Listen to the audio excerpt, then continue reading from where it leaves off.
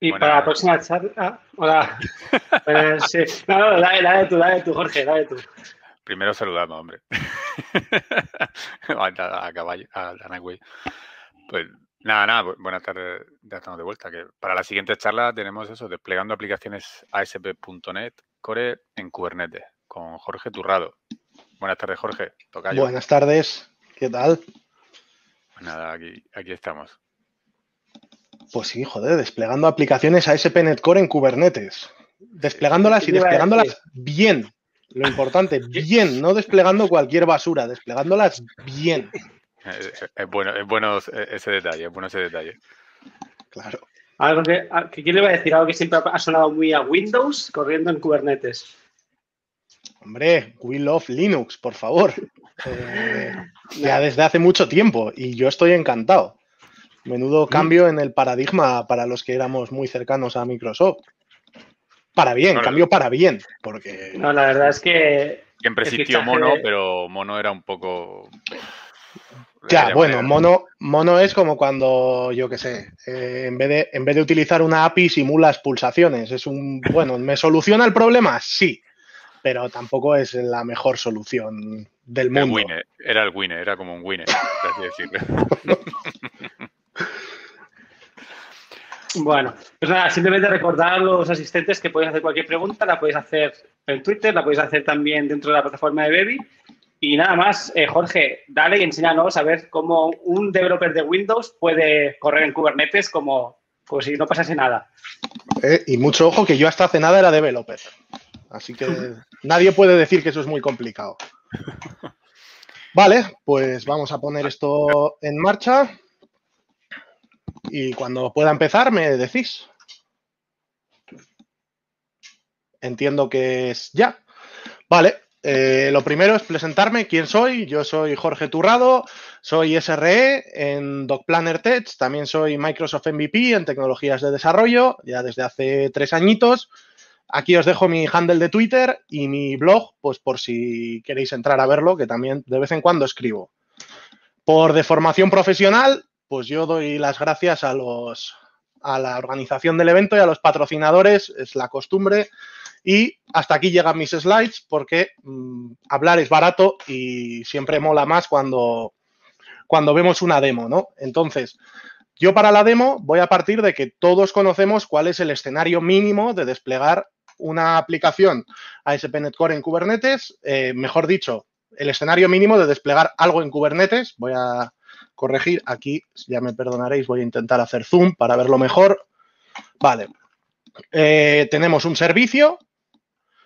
Tenemos también un ingress que está mapeado a una URL sin más, que no hace nada.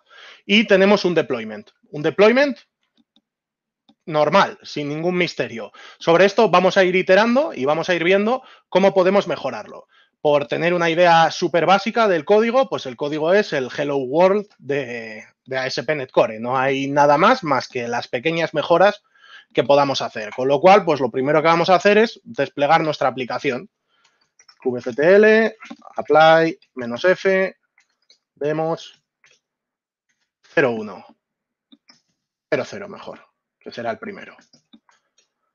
Vale, y mientras tanto, pues vamos a ver, mientras esto se ejecuta, cómo van pasando las cosas. De momento, pues está scheduleándose nuestro pod y podemos entrar ya y iremos viendo cómo va cambiando el proceso mientras el pod arranca. Hasta este punto, bien, aplicación de ejemplo que la tenemos funcionando. Vale, ¿qué pasa aquí? Si yo hiciera algún pequeño cambio, lo primero que voy a tener es un downtime. Cuando desplegamos aplicaciones, en general en Kubernetes, no solo ASP.NET Core, cuando desplegamos aplicaciones en general, lo que siempre vamos a querer es poder actualizarlas sin que haya un downtime, sin que nuestra aplicación se caiga. ¿Por qué? Porque si yo ahora hago aquí cualquier cambio sobre el deployment, mi aplicación se cae. Esto es porque mínimo tenemos que tener en cuenta que cuando estamos desplegando algo en Kubernetes, como mínimo queremos tener cierta alta disponibilidad garantizada. Y eso nos va a obligar a no tener una única instancia. Cuando tenemos una aplicación corriendo en Kubernetes, y esto sea ASP.NET Core, ASP.NET, porque también hay contenedores for Windows, PHP o lo que sea. una instancia y Kubernetes no suele ser una brillante idea. Por tanto, el primer cambio que vamos a hacer es, voy a ir iterando sobre los mismos YAMLs, tiene lo mismo, el primer cambio que vamos a hacer es, vamos a pasar a 2 réplicas. Simplemente vamos a desplegar el segundo YAML y vamos a pasar a 2 réplicas. Ahora, pues arrancará nuestra segunda réplica y aquí, pues a partir de ahora veremos que no tenemos downtime en general. Vale, esto nos lleva al primer escenario muy interesante y que suele ser el primer problema cuando la gente que no sabe que esto pasa empieza a trabajar con Kubernetes.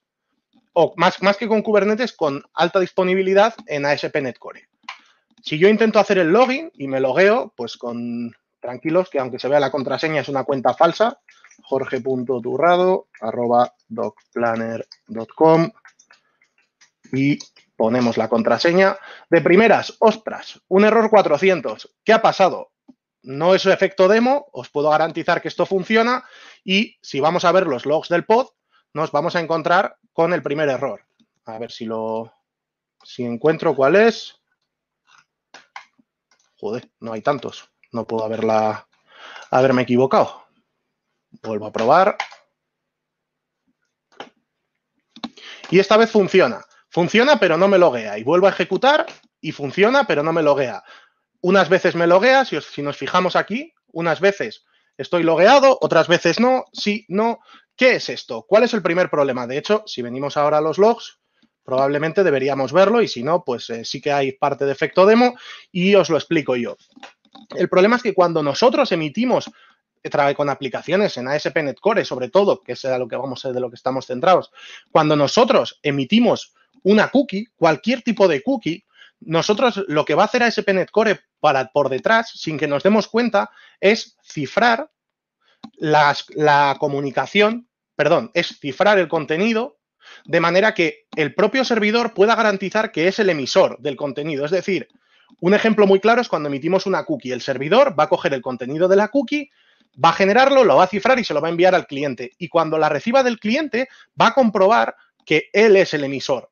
Esto es un punto de seguridad, pero el problema es que el material criptográfico que va a utilizar ASP.NET Core por defecto está pensado para escorrer en una única aplicación, en un único servidor, y va a utilizar propios datos del contenedor para generar esa clave de cifrado. Por tanto, esto es el primer blocker que nos impide ir a una alta disponibilidad real en Kubernetes. Pero, por supuesto, esto tiene una solución.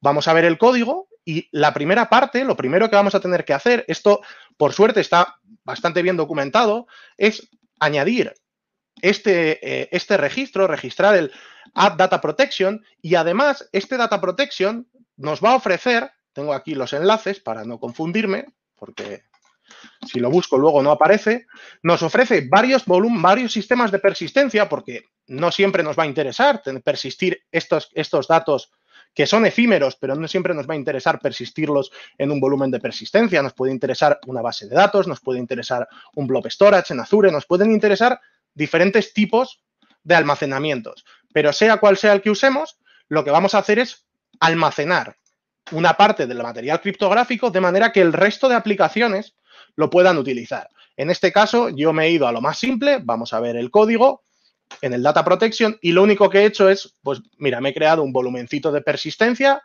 me registro mi Persistent Volume Claim, le digo que quiero que sea de acceso múltiple porque va a ser un NFS que vamos a compartir a través de todas las instancias para que todas compartan y simplemente, pues el cambio es, una vez que he registrado aquí mi volumen de persistencia, lo voy a montar como un volumen de persistencia normal dentro del contenedor. Aquí no hay más magia. Con lo cual, si yo ahora vengo y vuelvo a desplegar, esto vamos a cerrar, que no nos hace falta, y voy a ocultar ocultar esa parte. Vale, perfecto. Vamos a desplegar esto mismo. Como os digo, vamos a ir iterando sobre la misma aplicación para, teniendo una aplicación bastante cutrecilla o bastante poco best practice, ir mejorándola hasta tener un nice to have en el que podamos estar funcionando bien. Vale, si vemos qué es lo que ha hecho por aquí, pues vamos a poder ver que tengo mi persistent volume que se acaba de crear, que automáticamente se ha montado en mis contenedores, en mis pods de la aplicación, con lo cual, si yo ahora vuelvo a mi aplicación de ejemplo y recargo, por supuesto, la primera vez no va a funcionar. ¿Por qué? Porque el material criptográfico con el que se generó ese token no es válido, porque no estaba almacenado. No solamente son las cookies lo que nos puede fallar. Esto es importante porque igual piensas, mi aplicación no genera cookies. Cualquier cosa que se firme con material criptográfico, por ejemplo, el anti-forging key, que suele ser algo que añadimos para evitar cross-site attacks, también va firmado con material criptográfico. Por tanto, esto prácticamente es un basic siempre que tengamos aplicaciones en alta disponibilidad en ASP.NET Core. Vamos a ver, esto era jorge.turrado. Este es mi mail de empresa por si me queréis contactar también. Planner.com y password. Vaya, vamos a ver si ha querido arrancar y no tengo algún otro error, porque sería un efecto demo bastante feo. Vale, de primeras me dice que no lo puede decriptear. Puede que porque tuviera que haber recargado la página. Efectivamente, el problema es que yo ya estaba enviando, como parte de un formulario de login, yo ya estaba enviando un token de una anti-forging key que no puede decriptear. Por tanto, de ahí el error y es bastante evidente. Si esto tengo que hacerle zoom, no sé si se puede, no sé si lo veis, si no lo leo, pero básicamente nos está diciendo que no es capaz de deserializar el token. Es un error muy claro y viene precisamente de esto que os estoy comentando. Una vez que ya tenemos esto hecho, simplemente pues tenemos lo mínimo para desplegar en alta disponibilidad. Nuestra aplicación ya es capaz de trabajar con dos instancias en paralelo. Es una aplicación muy simple, stateless, por tanto, esto es suficiente. Desde el punto de vista de tener varias instancias en paralelo, hemos cumplido con nuestros requisitos. Vale, ¿qué más podemos mejorar?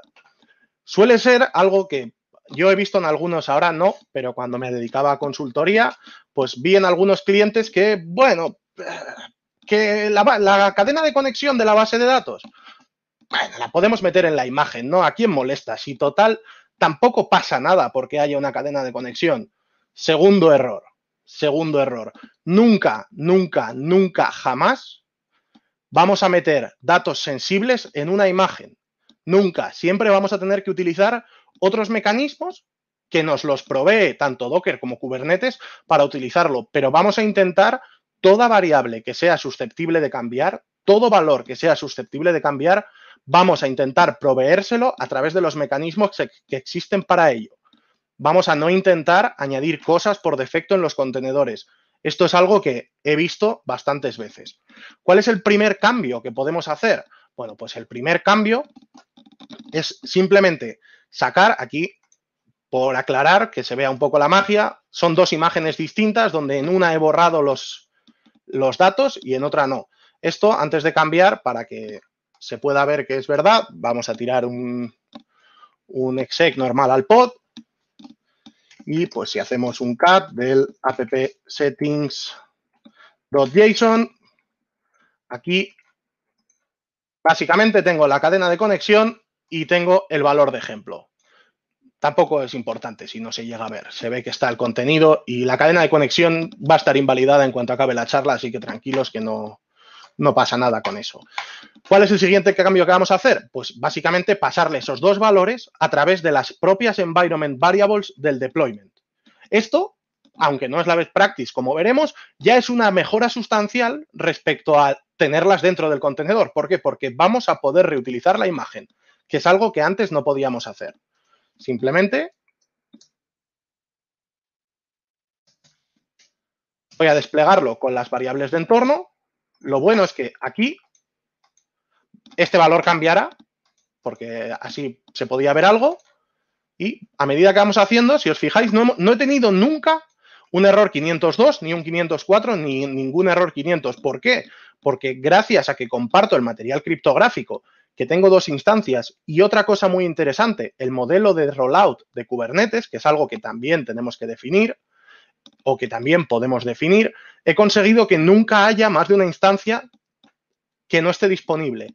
Eso asumo que es parte de lo que se conoce, si no, pues os lo aviso, os lo digo, está aquí, es la estrategia de rollout, que en este caso, pues lo que le estoy diciendo es que vaya de una en una, manteniéndome pues siempre como mucho una no disponible.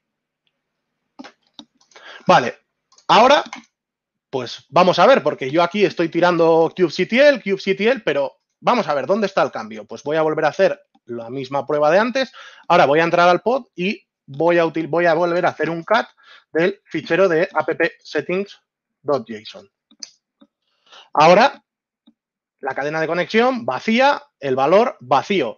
Esta imagen es seguro que yo la distribuya, porque aunque hubiera un problema de escalado de privilegios, aunque hubiera una vulnerabilidad, no tendría ese problema. No se podría acceder. La imagen no contiene datos que sean sensibles. Esto es muy importante e insistiré hasta la muerte porque he visto imágenes con cadenas de conexión a base de datos y ha muerto un gatito en algún lugar del mundo. Vale, dicho esto, pues como os podréis imaginar, añadir aquí las variables de conexión, las variables, no escala muy bien. No es algo que escale muy bien, porque si cada vez que necesito cambiar esto, tengo que andar cambiando el deployment, además de que aquí me va a quedar un manifiesto infinito, pues no es muy elegante, teniendo en cuenta que Kubernetes ya nos da herramientas para poder hacer esto de una manera mucho más robusta. ¿Cuál es esa herramienta? Pues simplemente un config map. En este caso, pues lo único que vamos a definir es el config map y volvemos a nuestro deployment y lo que le vamos a decir es que queremos las variables desde el config map. Queremos que cargue en las variables de entorno el config map. Aquí podemos elegir tanto variables de entorno como montarlo como disco.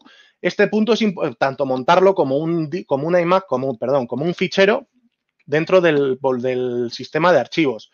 Esto, desde el punto de vista de otro tipo de frameworks, puede ser relevante porque puede afectarnos, puede que no esté. ASP.NET Core, out of the box, sin que nosotros hagamos nada, está preparado para leer el fichero appsettings.json y las variables de entorno, sin que nosotros hagamos nada. Dentro de nuestra propia interfaz y configuration, la cual pues vamos a recibir, por ejemplo, aquí durante el startup, este servicio, este proveedor de configuración ya está preparado para cargar tanto appsettings como variables de entorno. Y aquí hay un punto importante y es que lo que va a hacer es va a ir leyendo de menor prioridad a mayor, quedándose con el valor, con el último valor que recibe.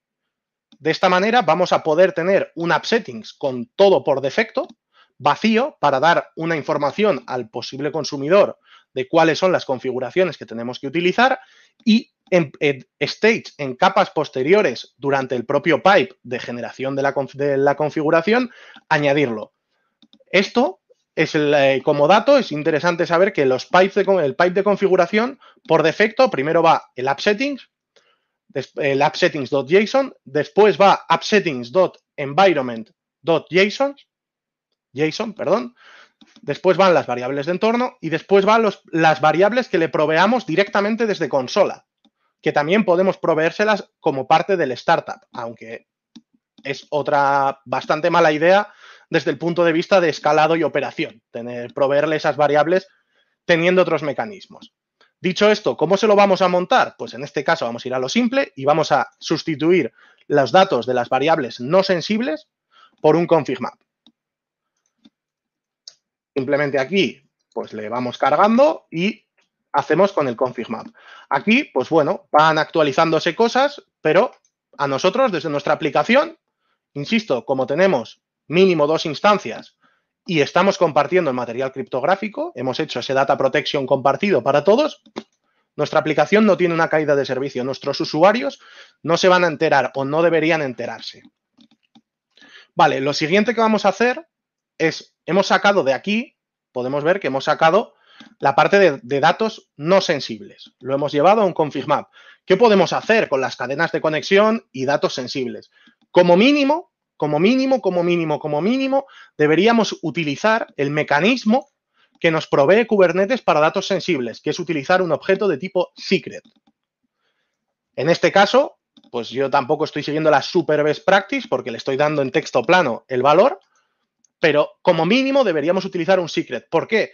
Porque utilizando secrets vamos a poder utilizar otros mecanismos propios ya igual del proveedor de cloud en concreto o del propio Kubernetes o de otro tooling que añadamos que nos va a permitir poder guardar los secretos o montarlos desde un origen verdaderamente seguro. Y esto es importante, verdaderamente seguro. Los secretos en Kubernetes se almacenan en base 64. Esto es un dato importante, que nosotros no podamos entenderlo no significa que no se pueda leer. Es simplemente hay que hacer un decode del contenido del valor de los secrets. No obstante, Kubernetes se reserva el derecho de cambiar cómo se encripta. Por eso nosotros deberíamos utilizar esto.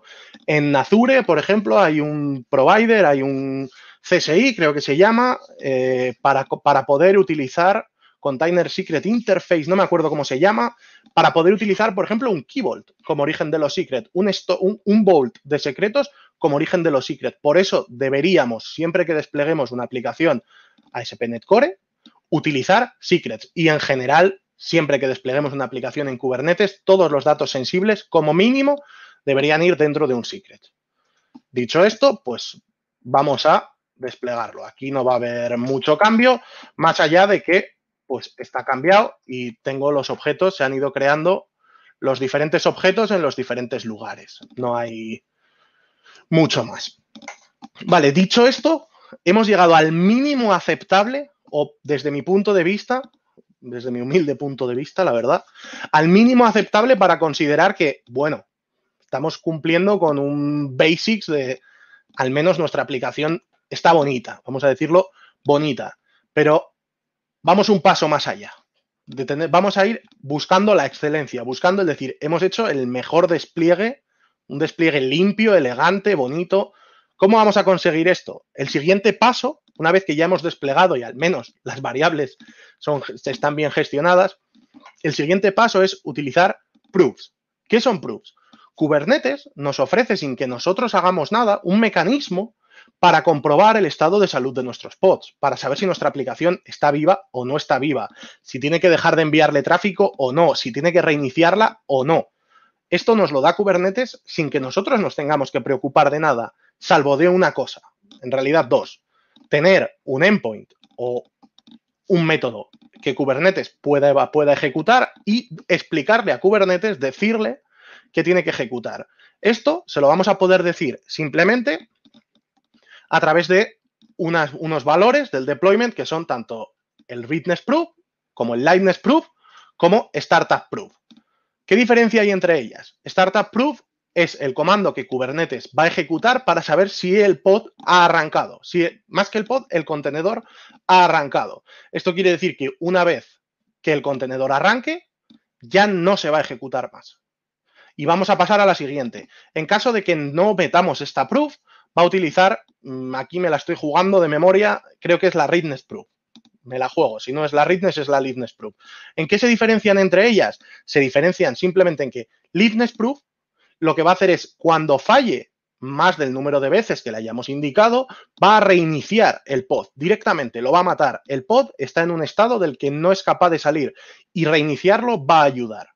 Por tanto, cuando falle la liveness proof, Kubernetes reiniciará el pod.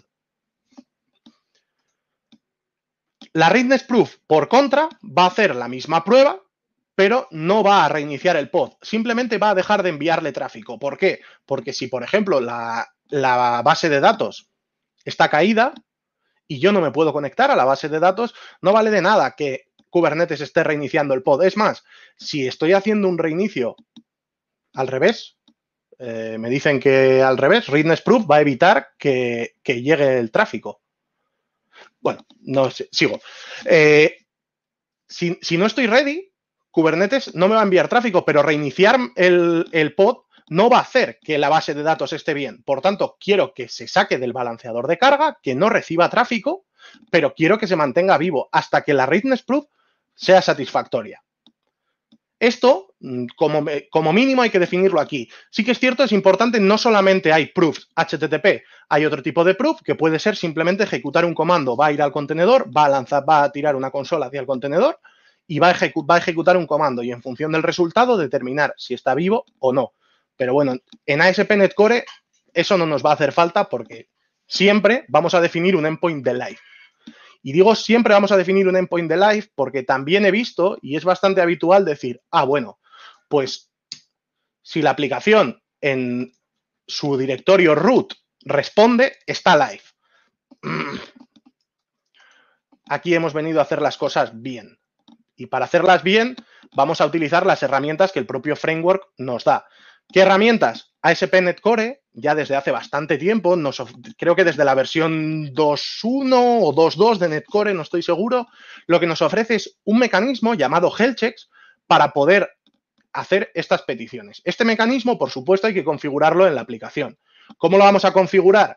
Pues con algo tan complejo como venir en nuestro registro de nuestro configure services de la aplicación y decir add health-checks. Imposible haber hecho esto.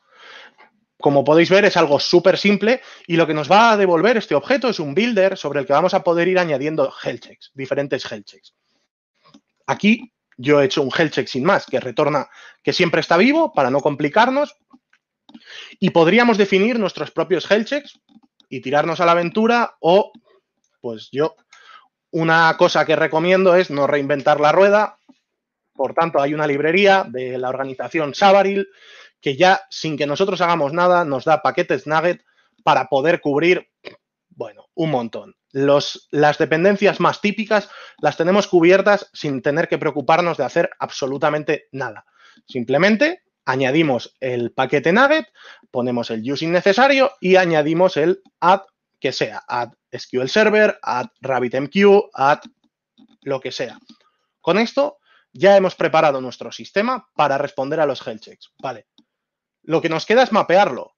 Aquí, la ventaja de utilizar el sistema de health checks es que la ejecución de los health checks va a ir en un pipe diferente para la request. Es decir, no va a pasar por todo el pipeline de ejecución de la request, sino que se va a ejecutar por otra vía. Otra vía que pues no va a requerir de autorización por defecto. Si tuviéramos filtros globales en nuestra aplicación, no van a aplicar. Nos va a permitir un camino, vamos a decir, limpio hacia el health check. Esto lo conseguimos con algo tan complejo como, pues en la parte de use endpoint, hacer simplemente un map health checks, le decimos la ruta donde lo queremos y en las health check options lo que nos va a permitir es definir qué health checks, qué criterio queremos utilizar para determinar si ese health check tiene que aplicarse en ese endpoint. Pues vamos acelerando.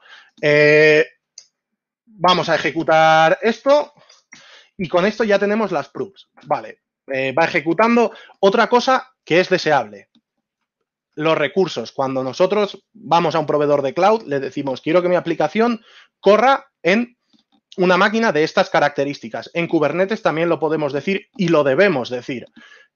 Aparte en la sección de los contenedores, en la parte de containers, en un deployment o en cualquier tipo de carga de trabajo que vaya a desplegar en Kubernetes, la sección de contenedores tiene una sección de resource donde le vamos a decir qué queremos, los mínimos para poder schedulearse y el límite. Esto, importantísimo. ¿Por qué? Porque el siguiente paso que queremos, voy a ir desplegando todo, luego igual en la última no funciona. El siguiente paso que queremos es, si nos vamos a Kubernetes, a mí con Kubernetes me han vendido que esto funciona, que aguanta, que da igual lo que pase, que todo funciona. Y si me viene mucha carga, ¿qué hago? HPA es tu amigo, Horizontal Pod Autoscaler. Esto lo que nos va a permitir es un objeto normal de Kubernetes, Horizontal Pod Autoscaler, viene por defecto, sin que hagamos nada, nos va a permitir definir unos valores para que el propio deployment escale horizontalmente añadiendo o eliminando réplicas de manera que se adapte al uso que tiene nuestra aplicación. No tiene mucho, lo vamos a desplegar y luego vemos que todo va bien. Y ya lo último, un nice to have, vamos a ser ninjas de Kubernetes como desarrolladores. Ahora, hasta este punto ya hemos definido cómo funciona nuestra aplicación.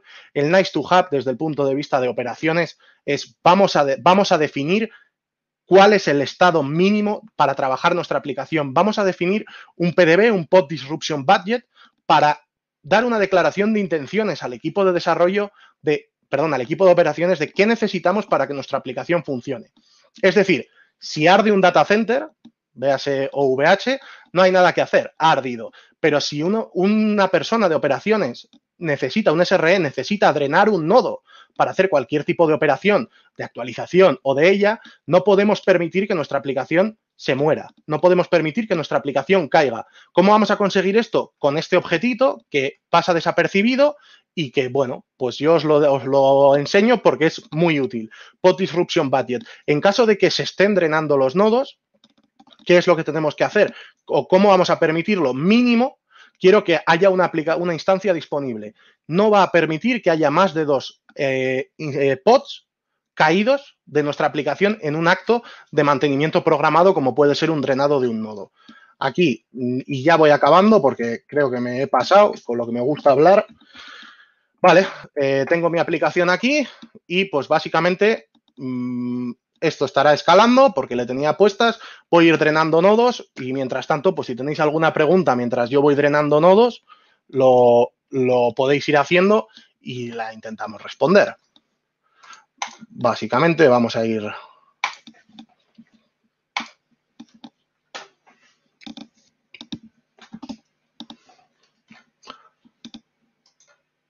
¿Ninguna pregunta por aquí? Perfecto.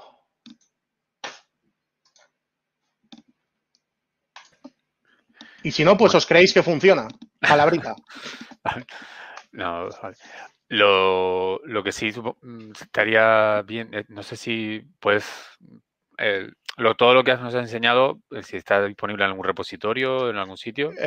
Pues no, pero lo puedo poner un poco más, lo pongo más limpio y lo comparto. Vale, para que, oye, para la gente sobre todo que esté en ASP, pues que le interese, que lo pueda ver y pueda verlo con más detalle. Porque sí que a veces era difícil ver los YAML, ¿vale? Que en la pantalla pues cuesta también a veces leerlo, pues tenerlo. Y también, pues bueno, si alguien tiene alguna duda, pues después o cuando empiece a hacer algunas pruebas, pues que utilice el foro de Discuss para preguntar. Y copiar, pegar, que siempre ayuda. Sí, así hemos aprendido muchos en esto. Y vale, eso pues, es todo. Pues nada, pues muchas gracias por tu charla, Jorge. Bueno, a vosotros. Muy interesante, sobre todo por el tema de buenas prácticas, la verdad. Siempre es bueno recordarlo, que no empezar a lanzar aplicaciones a diestro y siniestro y luego empezamos a decir que esto de Kubernetes no funciona, claro, sí.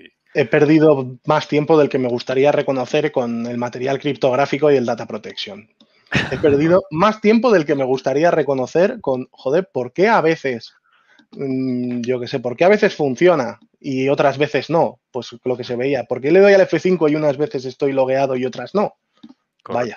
Porque nos ha pasado a más de uno con aplicaciones en alta disponibilidad. Yo he perdido más tiempo del que me gustaría reconocer. Es así. Vale, pues nada, pues muchas gracias y a vosotros. Y hasta la próxima. Y simplemente animar a la gente a hacer comunidad. Cualquiera de vosotros puede estar dando una charla otro día y estaremos encantados todos. Con que tenga algo que enseñarnos, los demás estamos con ganas de aprender. Por supuesto. Muchas gracias.